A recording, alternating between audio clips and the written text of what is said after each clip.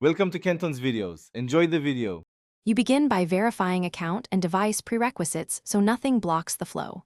Sign into the exact Google account tied to transactions.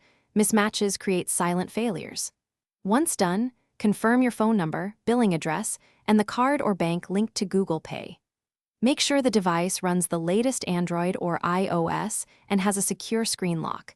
Play Protect and app updates reduce compatibility errors. These checks are the first actionable steps that prevent easy, avoidable problems. Once prerequisites are assured, you move into the detailed fixes. Reset the Google Pay app or reinstall it to remove corrupted data. Then explicitly grant required permissions: SMS for verification, contacts for recipient ID, location for merchant checks, and NFC if using Tap to Pay, because missing permissions silently break features. Next, verify that NFC is enabled and Google Pay is the default Tap and Pay application. Otherwise, terminals may reject the payment.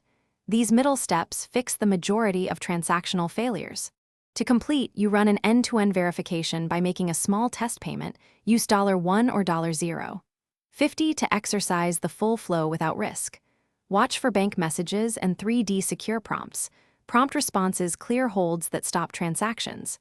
If the test fails, toggle account sync, reboot the device, re-add the payment method, and try again. Troubleshooting tip: if issues persist, contact your bank to confirm there are no holds or merchant restrictions. Banks often block mobile payments. Thanks for watching. Consider subscribing if we helped you.